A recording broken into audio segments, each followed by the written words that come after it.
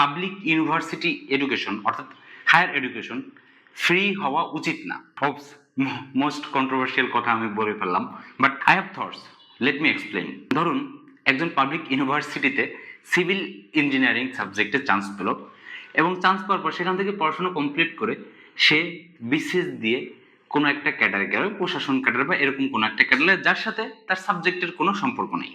অথবা ধরুন কোনো একজন অ্যাপ্লাইড কেমিস্ট্রিতে চান্স পেল এবং সেখান থেকে সে পড়াশোনা কমপ্লিট করে সে একজন প্রাইমারি শিক্ষক হলো। অথবা কোনো একজন সিএসসি গ্রাজুয়েট, সে হয়তো মার্কেটিং এ বা অন্য কোনো একটা সেক্টরে চলে গেল। এরকম অসংখ্য উদাহরণ দেওয়া যাবে। এখন আপনি বলবেন যে দেশে চাকরি নেই। আচ্ছা, তাহলে আমার প্রশ্ন যে চাকরি করা লাগবেই বা কেন? তারপর বলবেন যে হ্যাঁ আমি চাকরি করব। ওকে, দেন চাকরি করো। কিন্তু আমার প্রশ্ন থেকে যায় যে আপনি যদি একজন প্রাইমারি টিচার হতে যান, তাহলে সেক্ষেত্রে কি আপনার অ্যাপ্লাইড কেমিস্ট্রি হচ্ছে পড়ে কি একজন টিচার হওয়ার দরকার আছে? কারণ প্রাইমারি টিচার হতে যে কোয়ালিফিকেশন লাগে, যে পরীক্ষার মাধ্যমে একজন টিচার হতে হয়, তার জন্য কি অ্যাপ্লাইড কেমিস্ট্রি পড়ার কোনো দরকার আছে? বা একটা ক্যাডারে বা এমন কোনো সেক্টরে জব নেন, সেখানে কি একজন সিভিল ইঞ্জিনিয়ারিং পড়াশোনা করে ওই জায়গায় যাওয়ার কোনো দরকার আছে? উত্তর হচ্ছে না। কারণ এটা একটা ন্যাশনাল ইউনিভার্সিটি বা অনেক অল্প লেখাপড়া করে কিন্তু এইসব জব ক্র্যাক করা যায়। কিন্তু মেইন সমস্যা হচ্ছে কি, বাংলাদেশের অনেক মিডল ক্লাসের ড্রিম হচ্ছে এই গভর্নমেন্ট জব। এখন এটার একটা অনেক বড় বড় অনেকগুলো কারণ আছে। এর ভিতরে মেইন কারণ হচ্ছে, আমি যেটা মনে করি সেটা হচ্ছে সিকিউরিটি। সিকিউরিটি মিনস, দেখুন আমাদের দেশে অনেক প্রবলেম আছে, যার মাধ্যমে হচ্ছে বিভিন্ন অন্যায় অবিচার বা অনেক সমস্যার সৃষ্টি হয়। তো একজন যদি গভ জব পায়, গভ এমপ্লয়, সে এইসব অনেক কিছু থেকে বেঁচে যায়। এটা একটা জিনিস। তারপরে অসৎ উপায়ে আর্নিং এর সহজ একটা উপায় একটা জিনিস। বাট আমি মনে করি অনেস্টলিও যদি ইয়ে করা হয়, গভ জব যে কেউ কেউ করলে তার অনেক একটা সোশ্যাল সিকিউরিটি সে পায়, কিন্তু একটু সাধারণ নাগরিক হিসেবে এই সিকিউরিটি পাওয়ার দরকার ছিল। কিন্তু আমাদেরকে সেটা এখন একটা গভ জব নিয়ে সেই সিকিউরিটিটা পেতে হচ্ছে। এমন অনেক ছেলেপেলে আছে যারা প্রথম থেকেই জানে যে তারা গভর্নমেন্ট জব করবে, কারণ মোস্ট অফ দেম আমাদের দেশে হচ্ছে মিডল ক্লাস। কিন্তু যখন ইউনিভার্সিটি এক্সাম এ যায় এবং এক্সামে পাস করার পরে একটা ভালো সাবজেক্ট পায়, তখন সে চিন্তা করে আচ্ছা পড়ি এটা, কারণ সাবজেক্ট তো ফ্রি। এখানে যে একটা ইঞ্জিনিয়ারিং পড়তে যে কত কষ্ট হচ্ছে, এই কষ্ট হচ্ছে সরকারের, তার তো হচ্ছে না। তার কারণে সে ওই সাবজেক্টের যে ভ্যালু, সেই ভ্যালুটা সে না বুঝে সে হচ্ছে জাস্ট চান্স পেয়েছি ফ্রি, পড়ি, সমস্যা কি? কিন্তু সে পড়ে এমন একটা জব করতেছে যার সাথে তার ওই সাবজেক্টের কোনো লেনা দেনা নাই, এবং এত টাকা যে সরকার খরচ করলো তার পিছনে, কিন্তু সেইটার যে আউটপুটটা আসার কথা, সেই আউটপুটটা সে না দিয়ে সামান্য কিছু ইনভেস্টমেন্টে যেই জব ক্র্যাক করা পসিবল ছিল, সে সেইটা না করে এত টাকার একটা এডুকেশন সে ফ্রিলি নিল, কারণ এটা ফ্রি। কিন্তু মনে করুন যদি এটা ফ্রি না হতো, তাহলে সে কখনোই এই সাবজেক্টটা নিয়ে সে পড়াশোনা করতো না। প্রাইভেটে সাবজেক্ট ওয়াইজ হচ্ছে অনেক টাকা হচ্ছে পে করতে হয় হায়ার ভালো সাবজেক্টগুলো হচ্ছে পড়াশোনার জন্য। কিন্তু তখন সে অবশ্যই একটা মোটামুটি সাবজেক্ট নিয়ে পড়াশোনা করে সে তার গভর্নমেন্ট জবটা ক্র্যাক করার জন্য তার হচ্ছে মেইন টার্গেট থাকতো। তো শুধু শুধু এতগুলো টাকা একটা সাবজেক্ট বা একটা স্টুডেন্টের পড়াশোনার জন্য ব্যয় হইতেছে, অথচ সে বের হয়ে ওই সাবজেক্ট বা ওই ওই ওই ওই যে খরচটা, সেটার কোনো এক্সপেন্স সে তুলে দিতেছে না, মানে সেটার যে রিটার্ন অফ ভ্যালু সে দিতেছে না। আচ্ছা, তাহলে এখন এটা তো একটা পার্ট। এখন আপনি প্রশ্ন করছেন তাহলে কি পাবলিক ইউনিভার্সিটির দরকারই নেই? বাট ইউনিভার্সিটিরই তো দরকার আছে, কারণ রিসার্চ হবে, তারপর অনেক ইনোভেশন হবে, অনেক কি হবে। তো সেটা তো তাহলে অবশ্যই দরকার আছে। কিন্তু কথা হচ্ছে যদি জব নির্ভর এডুকেশনই হয়, তাহলে তো আসলে এত এত এত ইঞ্জিনিয়ারিং সাবজেক্ট, এইসব সাবজেক্ট গুলো তো পড়ার কোনো দরকার নেই।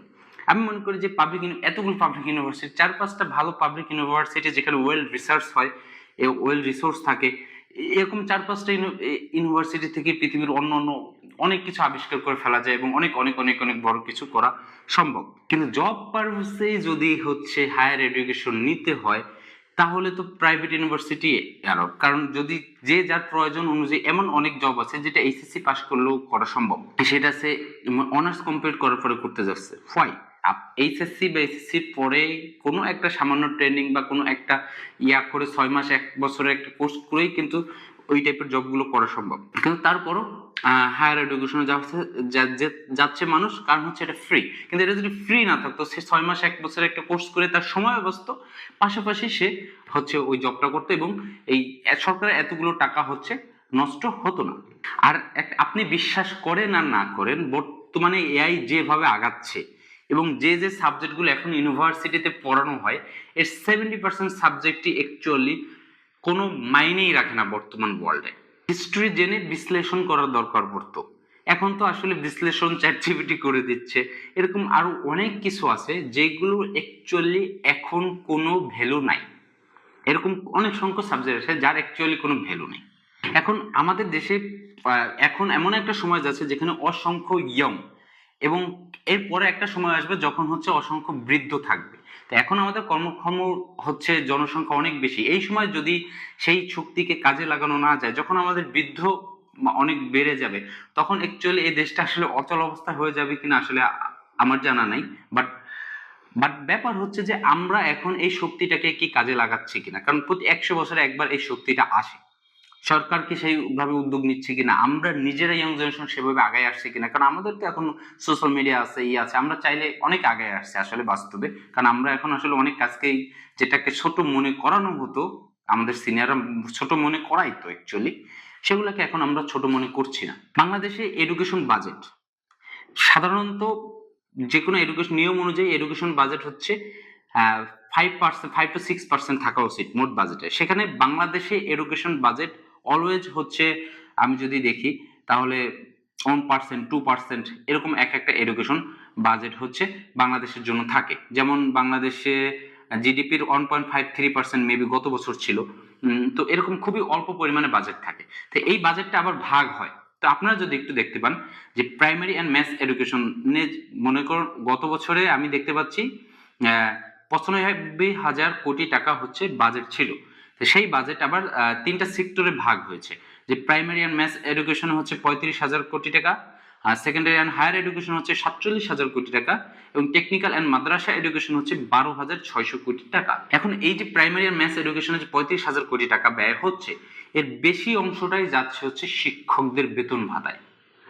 এবং সেটা যদি আমাদের পরিমাপে আমি দেখি, হ্যাঁ, প্রাইমারি ম্যাথ এডুকেশনের 65 থেকে 70% যাচ্ছে হচ্ছে শিক্ষকদের বেতন ভাতায়, এবং তারপরে হচ্ছে স্কুল ইনফ্রাস্ট্রাকচারে যাচ্ছে হচ্ছে 10 থেকে 12%, এবং বাকি জিনিস হচ্ছে ফ্রি টেক্সট বুক ইত্যাদি জিনিস হচ্ছে যাচ্ছে। কিন্তু আমাদেরকে কারিকুলাম আপডেট করতে হবে, স্কুলের সিস্টেমগুলো চেঞ্জ করতে হবে, এই সব কারণে যে ব্যয় থাকা উচিত। আপনি সত্যি করে বলুন, আপনার বয়স যদি 20+ হয়, আপনি 10 বছর আগে প্রাইমারি থেকে বের হয়েছেন, তাহলে 10 বছর আগে আপনি যদি কোনো সরকারি প্রাইমারি স্কুলে পড়ে থাকেন, সেই 10 বছর আগের যে প্রাইমারি স্কুলের যে অবস্থা এখনো সেম অবস্থায় আছে কিনা আপনি একটু স্কুল ভিজিট করে দেখবেন, সেই স্কুল, সেই চেয়ার, সেই টাইপের টিচার। তাহলে কিন্তু এই 10 বছরে কিন্তু অনেক কিছু র্যাপিডলি চেঞ্জ হয়েছে। বাচ্চারা মোবাইল নিয়ে খেলাধুলো করে, তারপরে আরো অনেক কিছু চেঞ্জ হয়েছে। তাহলে সেই অনুযায়ী কি কোনো কিছু চেঞ্জ হয়েছে? না, হয়নি। কেন হয়নি? কারণ এখানে তো বাজেটই নাই। এক তো তারা ভাবেই না, দ্বিতীয়ত এখানে কোনো বাজেটই নাই।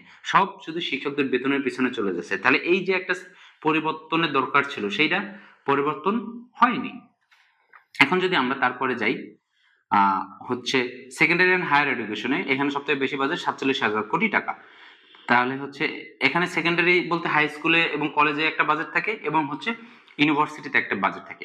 তাহলে এখানে যদি আবার ইউনিভার্সিটির বাজেটটা আলাদা করা হয়, তাহলে ইউনিভার্সিটিতে প্রায় 12,000, সেই 47,000 কোটি টাকা প্রায় 12,000 কোটি টাকা থাকে ইউনিভার্সিটি বাজেটে দেয়, এবং বাকিটা হচ্ছে হাই স্কুল এবং হচ্ছে কলেজে চলে যায়, এবং এর ভিতরে ন্যাশনাল ইউনিভার্সিটিও থাকে। তাহলে দেখুন এখানেও ঠিক হচ্ছে 45 থেকে 50% হচ্ছে শিক্ষকদের বেতনে হচ্ছে চলে যায়। তারপর হচ্ছে পাবলিক ইউনিভার্সিটিতে চলে যায় 25%, এই যে আপনার 47,000 কোটি টাকা। তাহলে এই যে দেখুন, এই যে হিউজ একটা অ্যামাউন্ট আবার হচ্ছে এই দুই ভাগে হচ্ছে ভাগ হয়ে যাচ্ছে, এবং প্রত্যেকটা সেক্টরে যদি আমরা দেখতে পাই শিক্ষকদের বেতন এবং ভাতায় হচ্ছে সবকিছু চলে যাচ্ছে। কিন্তু অ্যাকচুয়ালি যে পরিবর্তনটা আনার জন্য যে ইনফ্রাস্ট্রাকচার, তারপর হচ্ছে আরো অনেক সিস্টেমিক পরিবর্তন, লজিস্টিক, এর পিছনে কোনো খরচ হচ্ছে না, যার কারণে আমরা পিছিয়ে যাচ্ছি। এরপর আরেকটা বোর্ড আসে যেটা হচ্ছে টেকনিক্যাল অ্যান্ড মাদ্রাসা এডুকেশন। টেকনিক্যাল এডুকেশনে হচ্ছে 12,000 কোটি টাকা হচ্ছে থাকে, যেখানে পলিটেকনিক ইনস্টিটিউশনে যায় হচ্ছে মাত্র 35 to 40%, আর মাদ্রাসা যায় 40 to 45%। তাহলে দেখুন এই যে দুইটা ভাগে ভাগ হয়ে যাচ্ছে।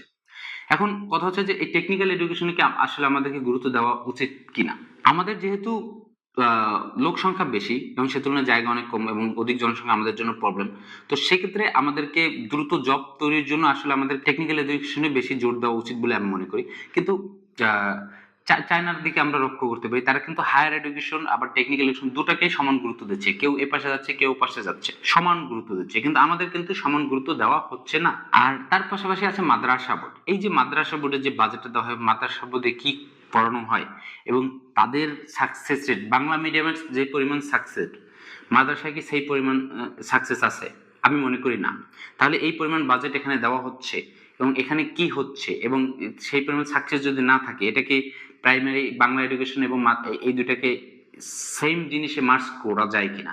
এখন এখানে বলতেছে যে না, কিভাবে মার্কস করবে, এটা একটা কোশ্চেন থাকতে পারে। কিন্তু আমাদের মার্কস করতে মিনস হচ্ছে কিছু ঐচ্ছিক অনৈচ্ছিক সাবজেক্ট দিয়ে। তার মানে কিছু সাবজেক্ট থাকবে, বাংলা, ইংলিশ, বিজ্ঞান, এগুলো ফিক্সড থাকবে। এর পাশাপাশি কেউ যদি ধর্মের 2টা বই বেশি পড়তে চায়, এটা তার ঐচ্ছিক অনৈচ্ছিক এরকম 3টা 5টা সাবজেক্ট নেওয়ার কোনো সুযোগ থাকলে, তাহলে সে ওইটা নিয়ে সে তার একটু ধর্মীয় পড়াশোনা বেশি পড়লো, কেউ বিজ্ঞান বেশি পড়তে চাইলে কেউ বিজ্ঞান বেশি পড়লো। এভাবে 2টা মার্কস করলে কিন্তু অনেক খরচ কিন্তু কমিয়ে ফেলা আনা যায়। এবং আরো যদি ইন্টারেস্টিং ব্যাপার হয় যে এই পাবলিক ইউনিভার্সিটি যদি এত কমিয়ে আনে সেই বাজেটটা যদি সেকেন্ড প্রাইমারি স্কুলে দিয়ে দেওয়া যায়, তাহলে আরো বেটার হবে। আমি সাধারণত বলে থাকি একটা কথা, যে যে বাইরে বের হলে অনেক সময় বলে না, কেউ যদি খারাপ ব্যবহার করে, রুড বিহেভ করে বা ম্যানারলেস কোনো মানুষ হয়, তাহলে সাধারণত অনেক ক্ষেত্রে কমন ডায়লগ হচ্ছে যে ওই ছেলেটার পারিবারিক শিক্ষা নেই, পারিবারিক শিক্ষা নেই। কিন্তু আমি এই জিনিসটা আসলে এভাবে দেখি না। পারিবারিক, আমি মনে করি যে সামাজিক শিক্ষার অভাব। কেন এটা বলি? কারণ হচ্ছে আসলে আমরা কিন্তু পরিবার থেকে যত না শিখি, আমরা সমাজ থেকে তার থেকে বেশি শিখি। আমাদের পরিবার, আমাদের কয়জনের বাবা মা ভালোভাবে শিক্ষিত বা ম্যানার সহ আছে? খুবই কম। তাহলে বেশিরভাগ যে ছেলেপেলেরা কিন্তু সমাজ থেকেই শেখে।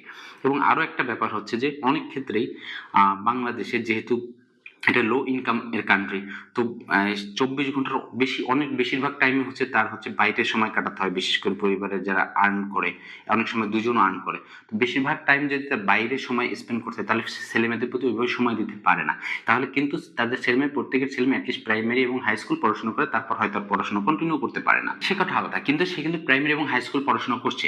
তাহলে সেই প্রাইমারি এবং হাই স্কুলে পড়াশোনা করার পরও একটা স্টুডেন্টের মানে কোনো সামাজিক পরিবর্তন বা তার ম্যানারে কোনো পরিবর্তন কেন আসে না? তাহলে এই দায় কার? এই দায় তার বাবা মার কিভাবে হতে পারে? এই দায় তো সমাজের, ওই শিক্ষা ব্যবস্থার। কারণ কি? কারণ দেখুন, একটা ছেলে মেয়ে, কারণ তার বাবা তো সময় পাচ্ছে না, আবার তার বাবা মনে করেন ম্যানারলেস, তার বাবা ম্যানারলেস, তার পারিবারিক শিক্ষা, তার তার দাদার পারিবারিক শিক্ষা ছিল না, তার দাদার পারিবারিক শিক্ষা, তার বাবার পারিবারিক শিক্ষা নাই, ওকে নাই। কিন্তু তার ছেলে মেয়ের তো সে পারিবারিক শিক্ষা দেওয়ার সময় পাচ্ছে না, সে স্কুলে পাঠাচ্ছে, স্কুল থেকে সে শিখে আসুক। কিন্তু স্কুলে তো শেখানো হচ্ছে না, সামাজিকভাবে শেখানো হচ্ছে না। তার কারণেই হচ্ছে আজকাল আমার এত সমস্যা দেখতে পাই। কিন্তু আমরা যদি প্রাইমারি এডুকেশনটা প্রপারলি ভাবে ঠিক করা যায়, তাহলে আসলে আমাদের সমাজে এত সমস্যা থাকবে বলে আমি মনে করি না। তাই যেভাবে হোক, আমি মনে করি যে প্রাইমারি এবং হাই স্কুল শিক্ষা ব্যবস্থা যদি একবার প্রপারলি পরিবর্তন করা যায় এবং সুন্দরভাবে সাজানো যায়, এই দেশের অর্ধেক সমস্যা একদম নাই হয়ে যাবে। কারণ সমাজ রাস্তায় বের হলে আসলে আপনি অনেক কিছু বলেন, সে উল্টা আপনাকে খেয়ে পড়ে। আপনি বুঝানো তো দূরে থাকে, আপনি একটা ভালো কথা বললেও সে খেয়ে পড়ে। তখনই মনে হয় যে আরে এটা তো পারিবারিক শিক্ষার সমস্যা। কিন্তু আরে না ভাই, এটা তো পারিবারিক শিক্ষার সমস্যা না, সামাজিক শিক্ষা। আমরা মনে করি যে আরে আমি ভালো থাকলে ভালো থাকবো, আমি টাকা পয়সা নিয়ে একটা আলাদা এলাকায় থাকলে মনে ভালো থাকবো। আরে ভাই, আপনার তো বাইরে বের হইতেই হচ্ছে। এবং আপনি হয়তো প্রাইভেট কার চালাচ্ছেন, কিন্তু একটা অটো এসে তো আপনার কারে মেরেই দিচ্ছে। ঠিক, আপনি একটা বাইক চালাচ্ছেন, আপনার সামনে থেকে তো একটা অটো এসে আপনাকে মেরেই দিচ্ছে। যে কোনো একটা প্রবলেমে যাচ্ছেন, আপনি তো বাংলাদেশের ভিতরেই থাকতেছেন। তো আশেপাশের সমাজগুলো যদি ঠিকভাবে না থাকে, তাহলে তো এটা সম্ভব না। আর এই আশেপাশের সমাজ ঠিক রাখতে হলে তো আমাদেরকে সামাজিক ভাবে উন্নতি করতে হবে। সামাজিক ভাবে উন্নতি করতে হলে তো আমাদের প্রাইমারি এবং হাই স্কুলের শিক্ষা ব্যবস্থা ঠিক করতে হবে। তাই আমাদের দেশে অ্যাকচুয়ালি এখন যে বর্তমান অবস্থা, আমি মনে করি যে এইসব পাবলিক ইউনিভার্সিটির কোনো দরকার নেই। খুবই রিসার্চ বেসড পাবলিক ইউনিভার্সিটি থাকবে, যাদের রিসার্চ ভালো লাগবে সে করবে, আর যার চাকরির জন্য পড়াশোনা করবে সে ওই প্রাইমারি হাই স্কুলে যতক্ষণ পর্যন্ত জ্ঞানটা পরিপক্ক হয়, টিন এজটা কাটিয়ে যায়, এই টিন এজ পর্যন্ত পড়াশোনা, এরপরে সে নিজেই বুঝে যাবে তার কি করা উচিত। সেই অনলাইন থেকে একাডেমিক বিভিন্ন কোর্স করে, তারপরে কিছু ট্রেনিং নিয়ে সে অটোমেটিক তার সে আর্নিং সোর্সটা সে করতে পারবে। এরপর সে রিসার্চ বেস পড়াশোনা করতে চাইলে সে করবে। বাট এটা নিয়ে আসলে হায়ার এডুকেশন এইসব আসলে এই বর্তমানে এই টেকনোলজির যুগে এবং হচ্ছে এআই এর যুগে এটা খুবই খুবই খুবই খুবই হাস্যকর একটা ব্যাপার। এবং হচ্ছে ইউনিভার্সিটিতে যে খালি খালি টাকা নষ্ট করা হচ্ছে, এই টাকাগুলো যদি প্রাইমারি এবং হাই স্কুল লেভেলের এডুকেশনের পেছনে ব্যয় করা যায়, তাহলে এই দেশ এবং এই সমাজ আরো আগায় যাবে। এটাই আমার থটস ছিল। এই সম্পর্কে আরো একটা ভিডিও আরেকটু এক্সপ্লেনেশন আমি দিতে পারবো হয়তো। So thank you. এবং অ্যাকচুয়ালি এখানে এটা আমার থটস আমি শেয়ার করছি। আপনারা যদি আমাকে ভুল বলেন আরে কি আসছে যে এই কি সব বলতেছে, তো আসলে ব্যাপারটা এরকম না। ব্যাপারটা এরকম না। আহ, আমার এটা মনে হচ্ছে, আমি এটা বললাম, আপনার এটা ভালো লাগলে আপনি এগ্রি করবেন, ভালো না লাগলে আপনি এগ্রি করবেন না। That's it. আমার থটস, মানুষের বিভিন্ন থটস আছে না, এবং আমি সেই থটস গুলো অ্যাকচুয়ালি আপনাদের সাথে শেয়ার করি। That's it.